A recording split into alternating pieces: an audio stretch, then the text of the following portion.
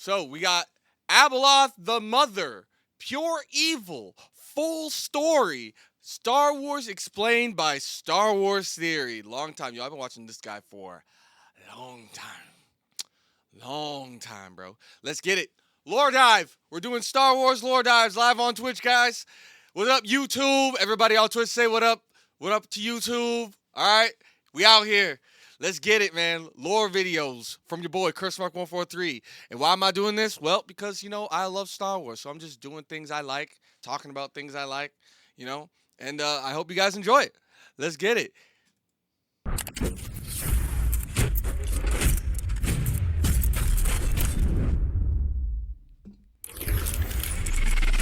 We would be honored if you would join us. Alright, so welcome to this very long video, but this is one that's going to bring information to this character who's extremely creepy and extremely powerful. So, the beloved Queen of the Stars, bringer of chaos, or simply known as Abeloth. Whatever name that was given to such an ancient and dangerous being as her, what remained unwavering was her tremendous power and connection to the Force, in both the dark and, interestingly enough, the light side. A creature that lived for 100,000 years before the Battle of Yavin, able to assume the form of any being whose life energy she had consumed, though her true appearance was that of a woman with an overly large mouth, sunken tiny eyes, short thick arms, and writhing tentacles in place for fingers. Bro, yeah, dude, that's her, man. Abeloth. I like it. Yeah, he's going into detail, bro. He's going to tell us everything, bro. She's insane. Imprisoned for most of her existence by the Ones, a family of, lack for a better description, immortal Force gods who I've covered in several videos, only to escape after thousands of years to menace Luke Skywalker and his Jedi Order, as she attempted and came close to wiping out all of civilization in the galaxy. However, as supervillain origin stories tend to go, the woman that became Abeloth didn't start out evil. Her real name remains unknown, but the earliest information available on her is that she was immortal in the service of the Ones. Oh, deep lore dive. Deep lore dive. See, she's mortal. She started off mortal, and that wasn't enough. That wasn't enough. On a jungle planet they made their home. There she was simply known as the servant and attended the father, the daughter, and the son, all the members of the Ones. How many years she fulfilled that particular role for them is unknown, but at some point, she was accepted by them as one of their own and became the mother. In this new position, when not doting on the father, she helped make peace between the dark side-powered son and the light side daughter, whose brutal rivalry had been a blight for the planet. So, she steered the son's savage powers towards a more beneficial use by having him carve out caves and passages in the walls of the valley that they lived in, and she got both siblings to repair the devastation and destruction their warring had caused. Under the mother's guidance, the Ones achieved a happiness they had not known before. See, so she was a good mom, bro. She was a good mom. She was great. Everything was perfect. She had a son. She had a daughter. She had I guess they were husband and wife. It seemed like that. They were a family. Everything was great. She was mortal, right? But, for mortals, everything got come to an end, man. Nor since. No, their bliss was short-lived, especially for eternal beings. For, you see, while the Ones remained immortal, the mother didn't. Even though she was made a member of the family, she was still very much mortal and continued to age, while her family didn't. As she grew older, her hold over the siblings' rivalry also became weaker and weaker, and she began to fear they would one day just abandon her. So, desperate to not lose them or for them to abandon her, and wanting to stop her family from tearing each other apart, she decided to commit an act that was made strictly forbidden. The newly revival of his children's hostilities and the chaos that had ensued was keeping the father distracted. So, the mother sneaked into an overgrown courtyard and approached an ancient fountain that actually contained a nexus of darkside energy. A nexus of darkside energy. And she saw that pool of darkness and she was like, bet. Which was said to give limitless power of all the past and the future. The fountain... All the past and the future? Holy shit. That's insane. Was known as the font of power, which the son had drunk from long ago, and the mother having made And that's how dude. So the son drank from that, but he's not immortal. Oh my goodness. Bro, that's crazy. up her mind, drank from the fountain too. She then bathed in the pool of knowledge, which was also a nexus. But if bathed in, the pool didn't give limitless power. Instead, it would bestow knowledge of all past and future, just as it had for the daughter. All past and future. Oh my God. Oh my God. How, dude, she's unbeatable. When she had soaked in it. But because the mother was mortal, the Nexus's power affected her differently than they had the son and the daughter. Though her actions had endowed her with power, the font and the pool also completely corrupted and twisted her until she transformed from the mortal mother into an entirely different darkside being, into Abeloth. With her newfound powers, she was quickly able to overwhelm and stop the siblings, demanding and compelling them to bow before her. Appalled with what she had become, the father swiftly stepped in and took his children away with him, forever leaving the planet behind and fulfilling the very destiny Abeloth had attempted to prevent. Her family had now abandoned her, joining the dark side. Ha! Yo, that's such like it's almost like Anakin's story. Almost. He was fearful of Padme dying, so then he wanted to stop her from dying, right, by getting power. But it turns out that he was the one that ended up killing her, even though we all think it was Sidious that stopped her life force from well, he was depleting her life force while she was giving birth, while she was under heartbreak. That's what we think, right? That's why he's grinning at the end when he tells Vader, it seems in your anger you killed her. And he's like, what? No, she was alive. I felt it. And he's like, you felt what, nigga? I didn't feel shit. She died hella quick. She had nothing left. Oh my God. But with Abeloth, it's like, oh no. Like, she didn't see it. She was assuming, right? She was jumping the gun, right? And she took precautionary measures that just, you can't walk away from now. To try to prevent a tragedy, only for that to end up being why the tragedy happened in the first place. It kind of has a familiar ring to it, doesn't it? Now, where have I seen that before? Losing her... Hey, you're thinking the same thing, man. Adopted family broke Abeloth's mind, driving her insane, and only served to further intensify her need to be loved and adored. Though realizing what a danger their former mother now had become, the son and the daughter sought out an insectoid species that lived on the planet of Alderaan, called the Killik, and joined their sentient hive, taking control over them. Through joining the Killik's collective, they just went over there and were like, okay, we need an army.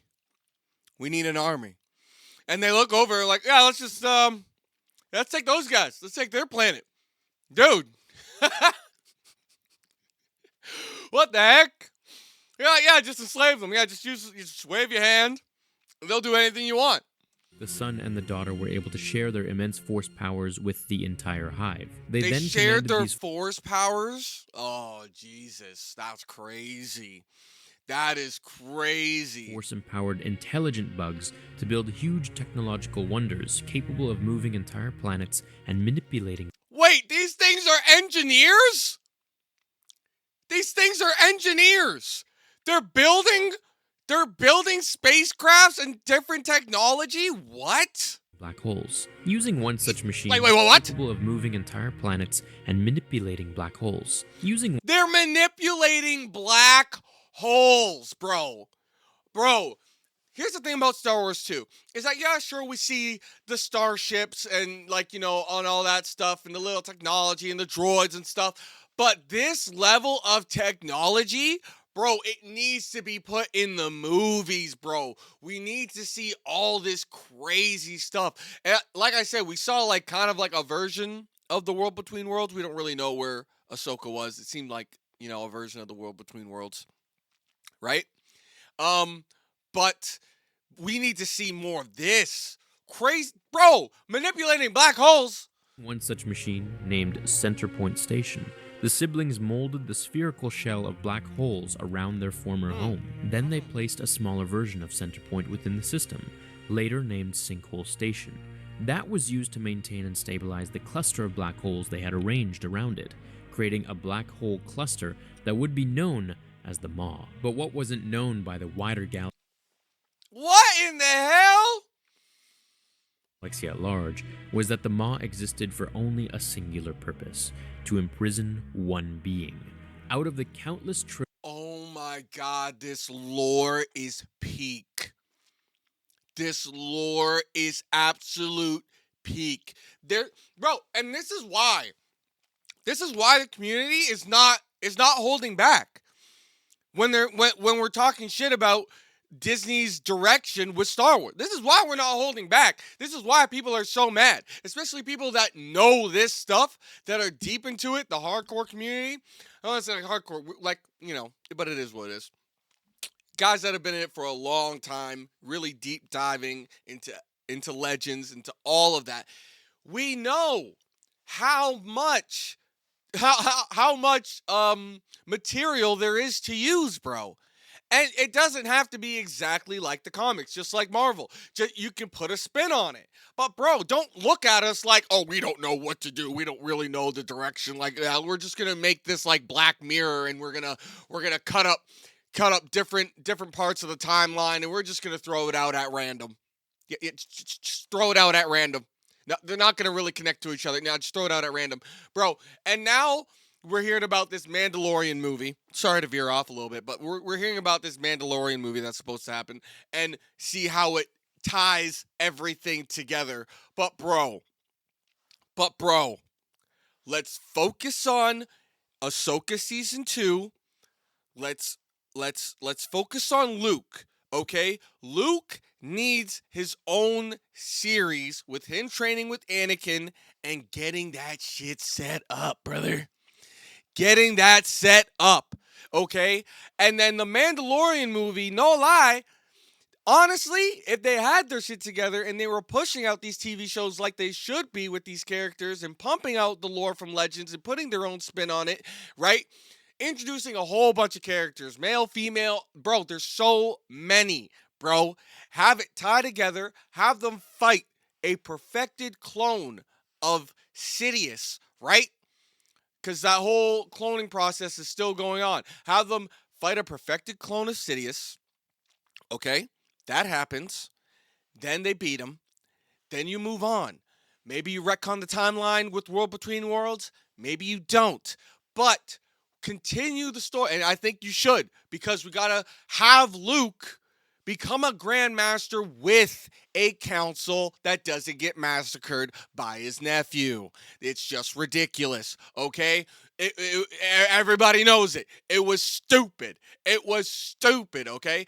Retcon it somehow with the World Between Worlds. Have it so when it's retcon that Luke is in his prime, and then we move to Abeloth. Doesn't have to be the first movie or the second movie. Have it build up. We have a new story.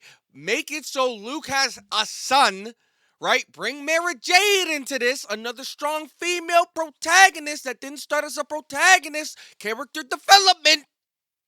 You know what I'm saying? Camera's over here. You know what I'm saying?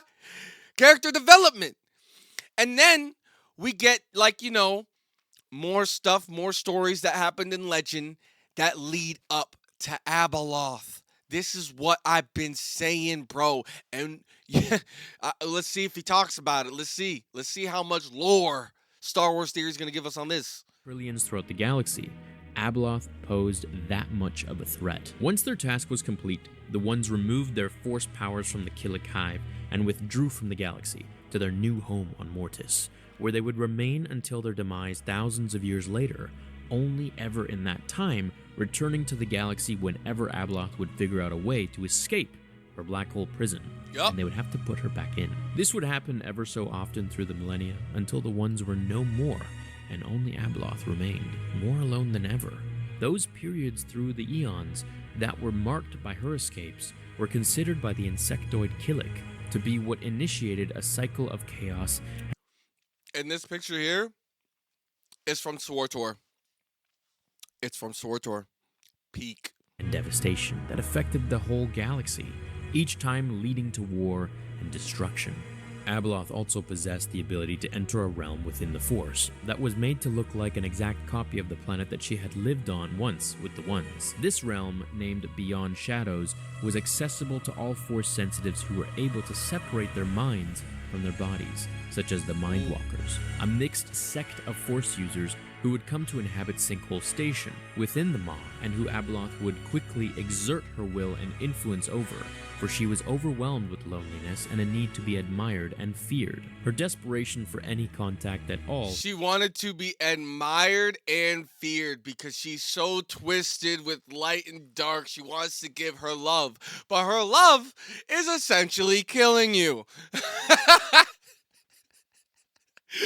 would cause her to reach out to any Force sensitives who may have entered the Maw, and ingrained in them the Force, her spellbinding urge and desire for companionship. Like a moth to a flame, these Force sensitives would be drawn towards her prison and would find Sinkhole Station, meditate, and through the Force, their minds would leave their bodies and enter the realm beyond shadows, where Abeloth would be waiting for them. Dude, that's crazy. It would draw Force sensitives there, and then they would literally, they would become Force ghosts, essentially, at will. Like they would meditate and leave their body. Right? Dude, we have to see this in the movies, and then she consumes them. To feed off their life essences, absorbing their strength as she did with the Mindwalkers. Around 4.5 decades after the events of A New Hope, the galaxy was recovering from two devastating back-to-back wars, one with an extragalactic warrior species called the Yuuzhan Vong, who had annihilated the New Republic and almost conquered the galaxy and created a new galactic civil war. Oh my god, they almost look like a blue version of those guys from Marvel. Was it the Score or the Skate or the I forget what they're called. Those green guys. You know what I'm talking about from Samuel L. Jackson's TV show for Marvel with him being damn, how do I even forget his character's name too? That's crazy. It's because they don't show him anymore. But you know what I'm saying? They almost look like that.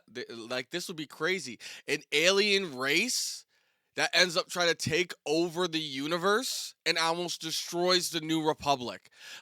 This is what happens after my idea of them closing off the Mandalorian movie with them fighting a perfected clone of Sidious. And why do I say that to begin with? Because we had Snoke, who we found out was a clone, and Sidious was trying to perfect the clone, right? But then ended up trying to take over Rey's body. But you could have it because in episode 8, Luke said that when Rey reached into the darkness and she didn't retreat from it, she didn't hesitate. Luke said, I've only felt this kind of power once before. Bro, and he could be, I don't know if he mentioned it was from Sidious, which he could have, I believe. I have repressed 7, 8, and 9 from my mind for good reason, and I think a lot of you have. Anyways, he could be referencing Sidious, but when he fought Sidious in his prime, bro. Now it all makes sense. If you don't want to retcon the timeline, right? At least you can do that, and then we could have the whole civil war here with the New Republic, except Luke doesn't have his council, but retcon the timeline. Anyways.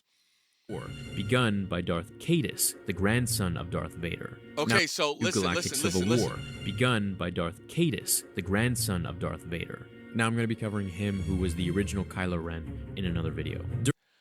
Now we have to go watch that. Now we have to go watch that because that's what I'm talking about. There was a war.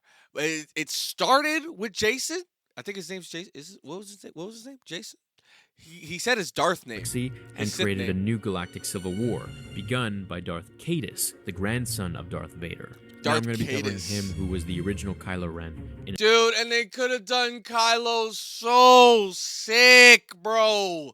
So sick. Because he's the grandson, right? But he wasn't always evil. Dude. Another video. During Caedus' war, Center Point Station had been destroyed. With the ones passed on and Center Point no more, the smaller Sinkhole Station began to break down and fall into disrepair, allowing Abeloth's power to grow once more. It was also Darth Caedus, the former Jason Solo, which brought Luke Skywalker, along with his son, Ben Skywalker, to come across the Mind Walkers within the Maw. See? And Luke has a son. Luke has a wife. Two Skywalkers were trying to retrace the steps Jason Solo had taken during a mysterious 5-year journey that he took, shortly after the war with the Yuuzhan Vong. During this journey, he had visited other Force sects scattered throughout the galaxy. These were neither Jedi or Sith, to learn unique uses and abilities of the Force from them, which had included the Mind Walkers. So, Luke and Ben came to see them and soon learned how to enter the Beyond Shadows realm. Once inside, Luke spotted a woman obscured in mist. It was Abeloth. She beckoned the Grand Master to speak with her, but Luke... Dude, they go and see Abeloth. Oh my God, this would have been so peak in the movies. Sensing the danger, refused. Meanwhile, a lost tribe of... So she wanted to talk to Luke, and Luke's like, nah. No. I could see a crazy bitch from a mile away. Ain't no way, bro. Sith, who had been cut off from the galaxy since the time of Nagasato, had recently returned to space and were eager to conquer once more. Abeloth, who was well aware of them, had manipulated these Sith into forming a strike team to attack Luke at the Maw. But when they showed up, Abeloth demanded that the two Jedi be captured, rather than eliminated. The Sith, however, soon decided to ignore... because she wants to eat them. Yep. ...her order, and went in for the kill. Not that it really mattered, but the ambush failed, as their target was Luke Skywalker, and he quickly proved that he was the Grand Master of the new Jedi Order. Only one member of the Sith strike team survived to escape alive. Luke and Ben soon made their own escape from Abeloth and away from the Maw. But she was just getting started, and was able to insert her will... That's crazy. She got a Sith team to attack Luke and Jason and all them. Bro, that's crazy. And this is what I'm saying. We finally get like the Rule of Two is over at this point. It's over. The Rule of Two is a done deal. That's what I want to see, bro. Oh my gosh. Bro, more than two Sith, and really you only see one Sith at a time. Because it was the Rule of Two. Like, we didn't see Sidious do anything until episode 3. It was all Dooku, and then, well, you had Maul, and then you had Dooku. And then you had Sidious fight, and then you had Vader, and you never saw Sidious, and then Sidious only came out to talk or to shoot lightning at Luke when Vader was down. Like, bro, come on, man. No. And twist the minds of some Jedi into believing that any Jedi not under Abeloth's control was an imposter and an enemy. She lured many of these Jedi into the Maw so she could drain off of their energy. Abeloth had managed to grow more and more powerful, until she was finally able to escape Sinkhole Station, destroying it, along with the Mind Walkers, and freeing herself from her prison. In the meantime, however, a group within the Lost Sith tribe had come to realize that Abeloth was an even greater threat to them than the Jedi. So, Luke had made an uneasy alliance with these Sith. Luke makes an alliance with a lost tribe of Sith, bro. Bro, a lost tribe of Sith in that timeline, it just shows you how big the universe is. There's always supposed to be the rule of two. No! No, bro. That's so sick. Oh my gosh, bro. To return to the Maw together and destroy Abeloth. But when they arrived, they were only greeted by the debris that marked the remains of Sinkhole Station. And so instead, they decided to travel to Abeloth's planet, the same that had once been where she lived with the Ones. Once they landed, Luke and the Sith found Abeloth in a courtyard by the end of a cave. The very same courtyard that she had entered when she had transformed from the Mother to the vile creature she had become. She quickly took on the appearance of a female Jedi named Callista Ming, a former long-lost lover of Luke Skywalker's. A long-lost lover of Luke's. Bro. The story, and look, you got Han and Leia there as well, bro.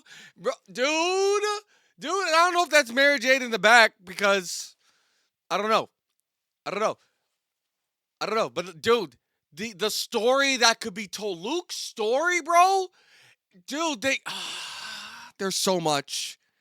And honestly, dude, I want them to pop off with Luke's story, bro.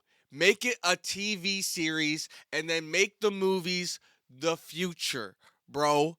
Like, they could do it before Mark Hamill passes away, bro. They could do a whole timeline, build it back up to old Luke, right? Or maybe get something small from old Luke. Who knows, right? Build it back up, bro. There's so much story. Long lost love. Bro, man was active. In the hopes of manipulating him, but the Grandmaster soon saw through her deception and realized that Abeloth had actually devoured and ended the life of his former love. And Abeloth killed her and took her appearance. Bro. Oh, bro, she mad. Man, Sidious wishes. Yo, Palpatine wishes, bro.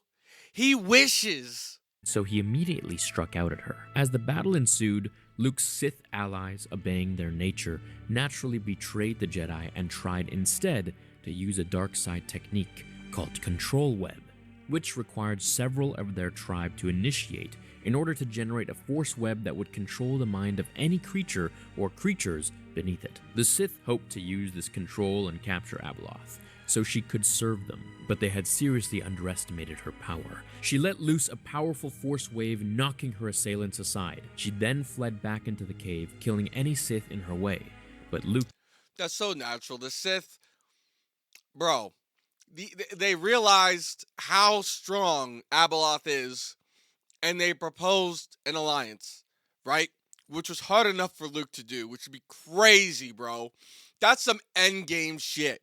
Like, seeing the Jedi and the Sith team up, dude, that is crazy.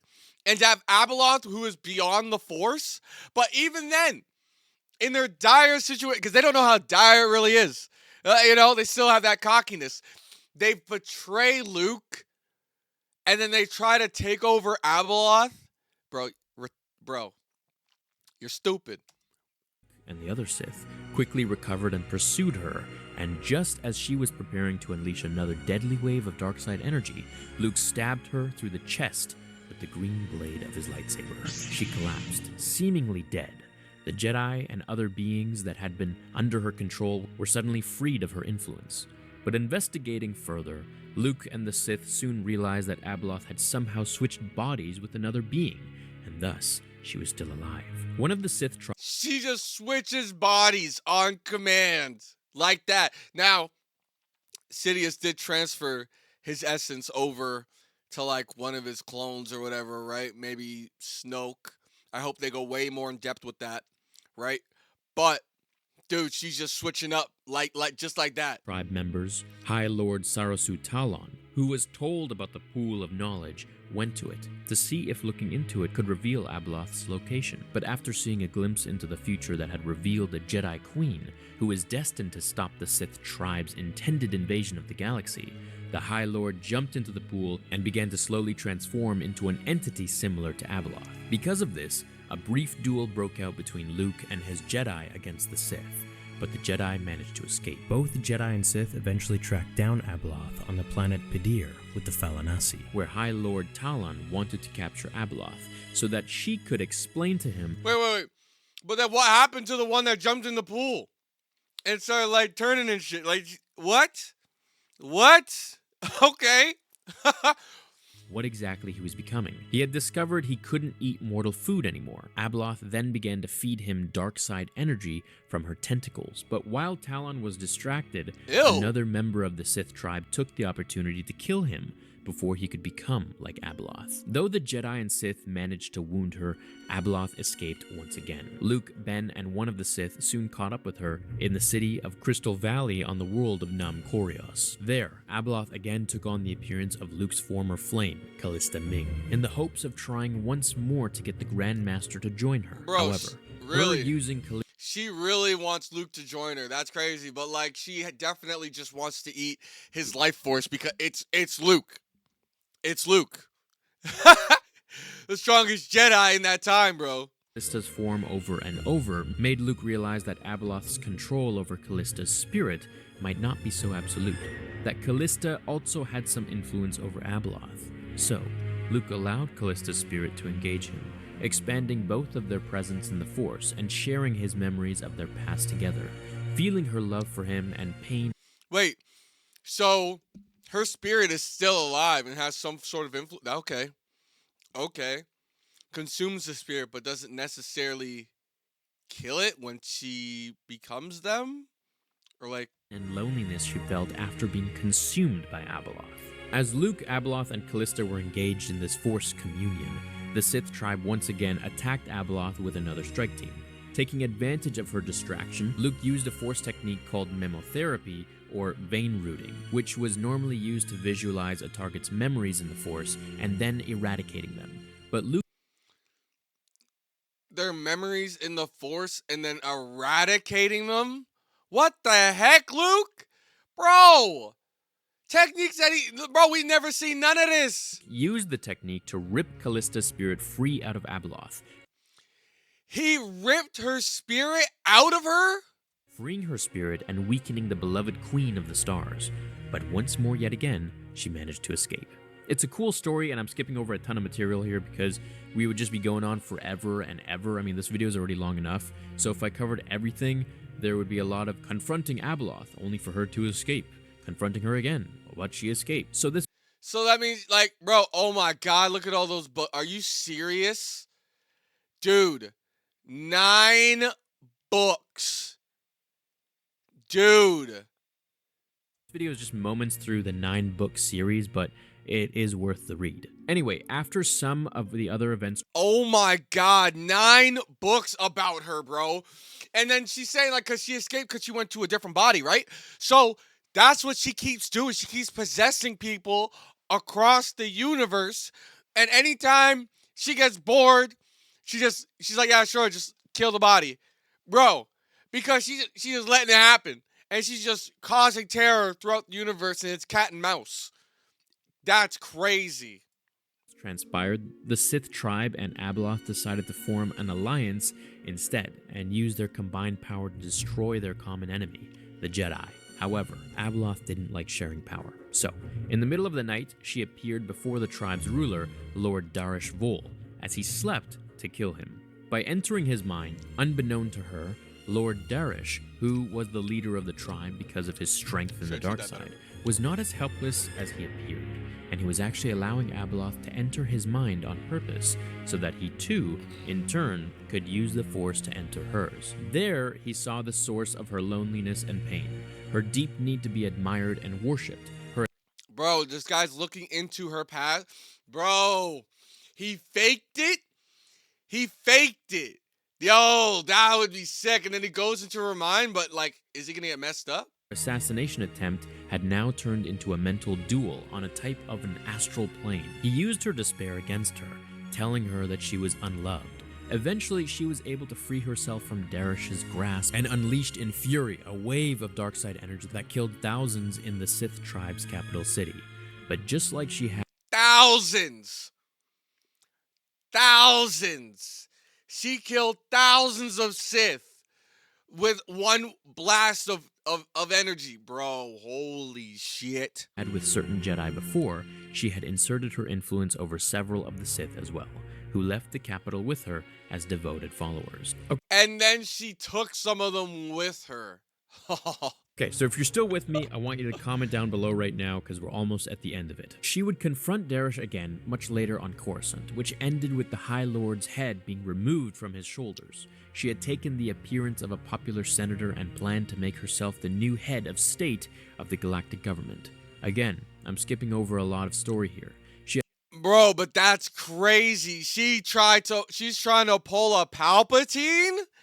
Oh my god, I didn't know she tried to pull a Palpatine. Damn. Had manipulated and killed her way to getting the job, but her reign would soon come to an end when the Jedi attacked Coruscant, beating back the Sith tribe into the Jedi Temple on Coruscant. Knowing the tribe would soon be defeated, Abeloth caused a catastrophic earthquake throughout Coruscant, threatening billions, to distract the Jedi as she kidnapped Ben Skywalker and a young female Sith named Vistara Kai. Vistara had aided the Jedi in their hunt for Abeloth and was one of the ones who had killed High Lord Talon before he could become an entity like her. The two young teenage Force Okay, that's interesting. So she killed him. See, another strong female, I guess, anti-hero. She's a Sith, technically a villain, but hey, another one. Put him in. users were taken back to the home planet in the Maw, as she saw an opportunity to recreate the family she had once lost by forcing the young Jedi and Sith to drink from the font of power so it could transform them too, and they could fill the role of the son and daughter, and the three of them together could become the new ones and shape the galaxy as Abeloth wanted it. That's crazy, trying to recreate her family and have them all become twisted and evil. Save the two, and they're mortals too, so it's not like it's gonna go how she plans. That sounds insane. and stop her. Luke used the Force to mind walk into the Beyond Shadows They're realm. mortals. Yeah, they're mortals. It would be crazy. They're not immortal. And confronted Abeloth within it. But as he dueled her, he found an unexpected ally in a Sith Lord who suddenly showed up. This particular Sith was not associated with the lost tribe of the Sith. No, this was Darth Krayt, a former Jedi and leader of a secret new order of Sith that were hiding, biding. Ooh, Darth Krayt. This guy looks crazy. And look at his squad, bro. Yo, you have the guy that was like Palpatine's like assistant or counselor, the purple guy, except he looks like Darth Maul. Design is crazy. Man has like a beard out of a tattoo. Dude, and the outfit? Oh my goodness, bro. Who is this guy too? Oh, bro. That's crazy. This guy looks like some crazy warrior, almost like a necromancer, dude. They look crazy. And then this, she looks like, I don't know. Is this a he or she? Either way, looks like she'll stab you in the eye. Just subtle. Oh my gosh. But he looks like a menace, dude. That's sick. Look at all his like bone-like armor, bro. Their time to strike out at the galaxy, and this was decades after Luke became one with the Force. Krayt would later then become the new Emperor, but that's a totally different story. Wait! This was Darth Krayt, a former Jedi and leader of a secret new order of Sith that were hiding, biding their time to strike out at the galaxy, and this was decades after Luke became one with the Force. Krayt would later then become the new Emperor, but that's a totally different story. Anyways, the grand... Dude, stories past Luke's death. Are you serious, bro? And you're trying to tell us that there's nothing you can give us? You're trying to tell us you can't drop us movies like Marvel, bro? Enough with this TV nonsense? Bro, or if anything, take Legends and make it just one TV show. Oh my gosh. The Grand Master and the Sith Lord fought Abeloth together near the Lake of Apparitions, which if any being stepped in, they would sink into the depths of eternity and never return.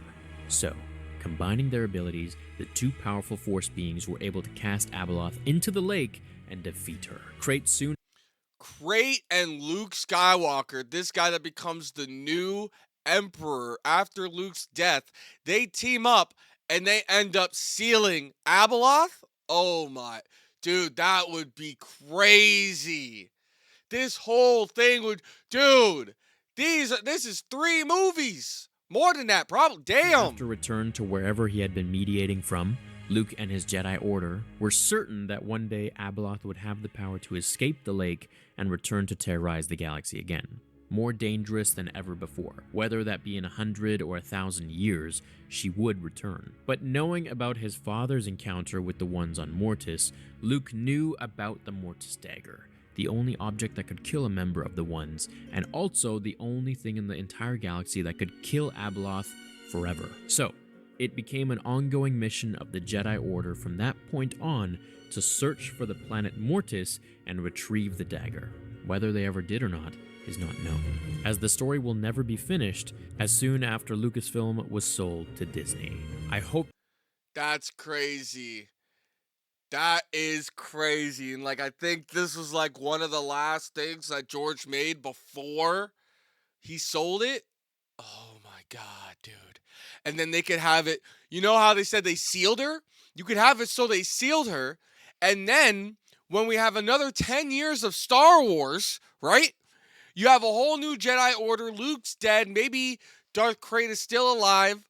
And they find the Mortis dagger and they actually kill Abeloth the second time she comes around.